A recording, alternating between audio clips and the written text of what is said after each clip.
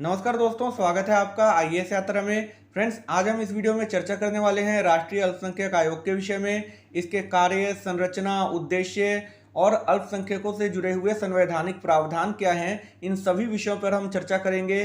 काफ़ी ज़्यादा important topic है फ्रेंड्स, वीडियो को स्किप बिल्कुल मत कीजिएगा, एंड तक देखिएगा। प्रत्येक एग्जाम के पॉइंट ऑफ व्यू से इंपॉर्टेंट है। तो सबसे पहले जान लेते हैं फ्रेंड्स कि ये चर्चा में क्यों है। हाल ही में दिल्ली उच्च न्यायालय ने केंद्र सरकार को 30 सितंबर 2021 तक राष्ट्रीय अल्पसंख्यक आयोग अर्थात एनसीएम में सभी रिक्त पदों पर व्यक्तियों को नामित करने का निर्देश दिया है। इससे यह सुनिश्चित होगा कि आयोग कुशलतापूर्वक कार्य करे और राष्ट्रीय अल्पसंख्यक आयोग अधिनियम अर्थात एनसीएम 1992 के तहत परिकल्पित आयोग के जो उद्देश्य हैं उनको भी पूरी तरह प्राप्त किया जा सके। अब हम बात कर देते हैं राष्ट्रीय अल्पसंख्यक आयोग के पृष्ठभूमि के विषय में। तो वर्ष 1978 में गृह मंत्रालय द्वारा पारित एक संकल्प में अल्पसंख्यक आयोग अर्थात माइनॉरिटीज कमीशन की स्थापना की परिकल्पना की गई थी। वर्ष 1984 में अल्पसंख्यक आयोग को गृह मंत्रालय से अलग कर दिया गया और इसे नवनिर्मित कल्याण मंत्रालय अर्थात मिनिस्ट्री ऑफ वेलफेयर के अधीन रखा गया, जिसने वर्ष 1988 में भाषाई अल्पसंख्यकों को आयोग के अधिकार क्षेत्र से बाहर कर दिया।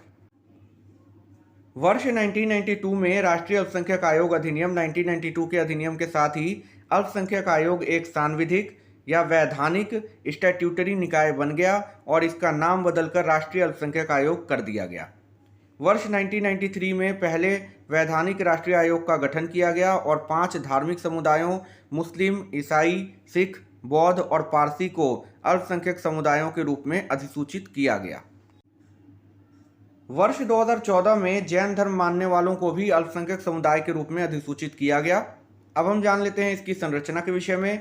एनसीएम में एक अध्यक्ष, एक उपाध्यक्ष और 5 सदस्य होते हैं तथा इन सभी का चयन अल्पसंख्यक समुदायों में से किया जाता है। केंद्र सरकार द्वारा नामित किए जाने वाले इन व्यक्तियों को योग्य, क्षमतावान और सत्यनिष्ठ होना चाहिए। इनका कार्यकाल क्या है वो जान लेते हैं। प्रत्येक सदस्य का कार्यकाल पद धारण करने की तिथि से 3 वर्ष की अवधि तक होता है।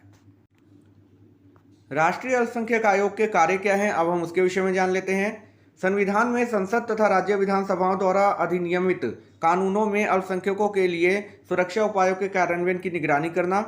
आयोग अल्पसंख्यकों के कल्याण के लिए प्रधानमंत्री का 15 सूत्री कार्यक्रम लागू करने और अल्पसंख्यक समुदायों के लिए कार्यक्रमों के क्रियान्वयन को सुनिश्चित करता है। केंद्र या राज्य सरकारों द्वारा अल्पसंख्यकों के हितों की सुरक्षा के लिए सुरक्षा उपायों के प्रभावी कार्यान्वयन हेतु सिफारिशें करना, अल्पसंख्यकों को उनके अधिकारों और सुरक्षा उपायों से वंचित करने से संबंधित विशिष्ट शिकायतों को देखना और ऐसे मामलों को उपयुक्त प्राधिकारियों के समक्ष रखना, सांप्रदायिक संघर्ष और दंगों के मामलों की जांच करना।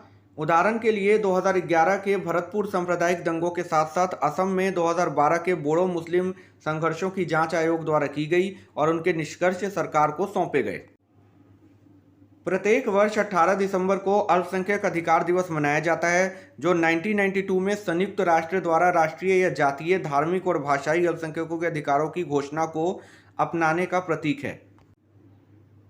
फ्रेंड्स, अब हम बात कर लेते हैं अल्पसंख्यकों से संबंधित संवैधानिक और कानूनी प्रावधानों के विषय में। तो राष्ट्रीय अल्पसंख्यक आयोग अधिनियम एनसीएम एक्ट अल्पसंख्यकों को केंद्र सरकार द्वारा अधिसूचित एक समुदाय के रूप में परिभाषित करता है। भारत सरकार द्वारा देश में 6 धर्मों मुस्लिम, ईसाई, सिख, बौद्ध, पारसी और जैन को धार्मिक अल्पसंख्यक घोषित किया गया है। राष्ट्रीय अल्पसंख्यक शिक्षा संस्थान अधिनियम अर्थात NCMEIA 2004, ये क्या है इसके विषय में भी बात कर देते हैं फ्रेंड्स। यह अधिनियम सरकार द्वारा अधिसूचित 6 धार्मिक समुदायों के आधार पर शैक्षणिक संस्थानों को अल्पसंख्यक का दर्जा प्रदान करता है। भारतीय संविधान में अल्पसंख्यक शब्द को परिभाषित नहीं किया गया है, ये आपको पता होना चाहिए। हालांकि संविधान धार्मिक और भाषाई अल्पसंख्यकों को मान्यता देता है। अब हम बात कर लेते हैं आर्टिकल 15 और 16 के विषय में। ये अनुच्छेद धर्म, जाति, लिंग या जन्म स्थान के आधार पर नागरिकों के साथ भेदभाव का निषेध करते हैं। राज्य के अधीन किसी भी कार्यालय में रोजगार या नियुक्ति से संबंधित मामलों में नागरिकों को अवसर की समानता का अधिकार है, जिसमें धर्म, जाति, लिंग या जन्म स्थान के आधार पर किसी भी प्रकार का भेदभाव निषेध है। आर्टिकल 25(1), 26 और 28 के विषय में भी बात कर देते हैं, ये भी काफ़ी इंपॉर्टेंट है। यह लोगों को अंतःकरण की स्वतंत्रता और स्वतंत्र रूप से धर्म का प्रचार, अभ्यास और प्रसार करने का अधिकार प्रदान करता है।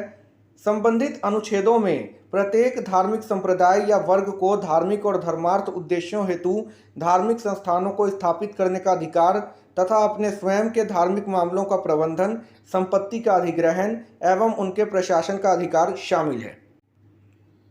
राज्य द्वारा पोषित संस्थानों में धार्मिक शिक्षा या धार्मिक कार्यों में हिस्सा लेने या अनुदान सहायता प्राप्त करने की स्वतंत्रता होगी। अब आप जान लीजिए आर्टिकल 29 के विषय में। यह अनुच्छेद उपबंध करता है कि भारत के राज्य क्षेत्र या उसके किसी भाग के निवासी नागरिकों के किसी अनुभाग को अपनी विशेष भाषा, लिपि या संस्कृति को बनाए रखने का अधिकार होगा। आर्टिकल 29 के तहत प्रदान किए गए अधिकार अल्पसंख्यक तथा बहुसंख्यक दोनों को प्राप्त हैं। हालांकि सर्वोच्च न्यायालय ने कहा कि इस अनुच्छेद का दायरा केवल अल्पसंख्यकों तक ही सीमित नहीं है, क्योंकि अनुच्छेद में नागरिकों के वर्ग शब्द के उपयोग में अल्पसंख्यकों के साथ साथ बहुसंख्यक भी शामिल है। अब हम बात कर लेते हैं आर्टिकल 30 के विषय में।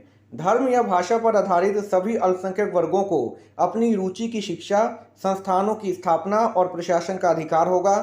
आर्टिकल 30 के तहत संरक्षण केवल अल्पसंख्यकों, धार्मिक या भाषाई तक ही सीमित है और नागरिकों के किसी भी वर्ग, जैसे कि आर्टिकल 29 के तहत है, तक विस्तारित नहीं किया जा सकता। अर्थात ये बहुसंख्यकों के लिए नहीं है।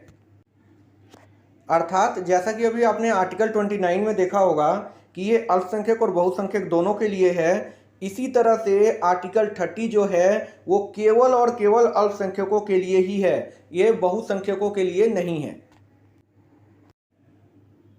फ्रेंड्स, वीडियो के एंड में हम यहाँ एक और आर्टिकल के विषय में बात कर देते हैं, ये भी काफ़ी इंपॉर्टेंट है। आर्टिकल 350B मूल रूप से भारत के संविधान में भाषाई अल्पसंख्यकों के लिए विशेष अधिकारों के संबंध में कोई प्रावधान नहीं किया गया था। इसे 7वें संवैधानिक संशोधन अधिनियम 1956 द्वारा संविधान में आर्टिकल 350B के रूप में जोड़ा गया।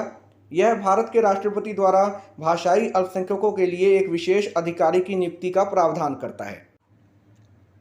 तो friends, this is the end of the video और उम्मीद करता हूं कि आपको इस वीडियो से ज़रूर कुछ जानने, समझने और सीखने को मिला होगा। और यदि आपको आज की वीडियो अच्छी लगी है तो प्लीज़ इसको अपने दोस्तों तक भी शेयर कीजिए, जहां भी आप शेयर कर सकते हैं। और मेरे इस चैनल को सब्सक्राइब कर लीजिए ताकि इसी तरह की वीडियो की नोटिफिकेशन आपको जल्द से जल्द प्राप्त हो सके। तब तक के लिए friends, goodbye, thank you for watching.